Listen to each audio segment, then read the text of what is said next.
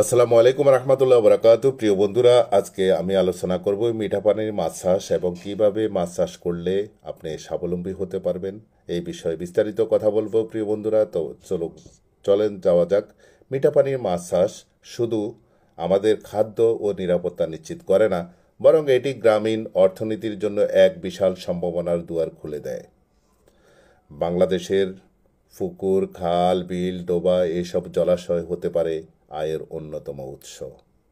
বাংলাদেশের প্রাকৃতিক জলবায়ু ও পরিবেশ মিঠা পানির মাছ চাষের জন্য খুবই উপযোগী। রুই, কাতলা, তেলাপিয়া, পাঙ্গাস, সিলভার, কার্প সহ নানা জাতের মাছ চাষ করে আমরা নিজেরা যেমন স্বাবলম্বী হতে পারি, তেমনি দেশের চাহিদাও মেটাতে পারি। সঠিক প্রশিক্ষণ, পানির গুণগত মান রক্ষা এবং পুষ্টিকর খাবার ব্যবহারের মাধ্যমে মাছের উৎপাদন অনেক গুণ বাড়ানো সম্ভব।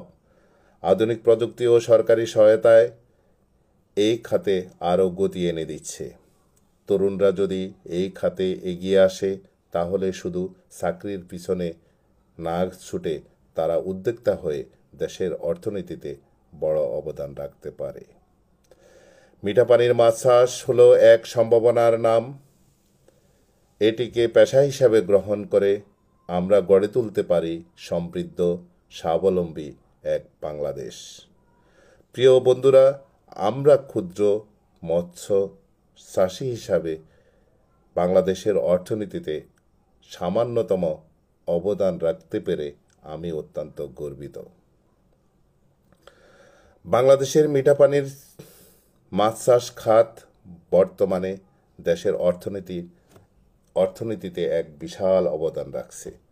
জাতিসংঘের খাদ্য ও কৃষি সংস্থা 2024 সালের এক প্রতিবেদনে উল্লেখ করা হয়েছে যে মিঠা পানির মাছ আহরণ বাংলাদেশ বিশ্বের দ্বিতীয় স্থানে রয়েছে, যা চীনকে পিছনে ফেলে এই স্থান অর্জন করেছে। প্রিয় বন্ধুরা, আপনারা জানেন বাংলাদেশে মাছ ও মৎস্যজাত পণ্য বিশ্বের 55টির বেশি দেশে রপ্তানি করা হচ্ছে। প্রিয় বন্ধুরা, দেশের প্রায় 2 কোটি মানুষ প্রত্যক্ষ ও পরোক্ষভাবে মাছ চাষ ও মৎস্য খাতের সঙ্গে জড়িত। মৎস্য খাত দেশের জিডিপিতে 3.57% অবদান রাখছে।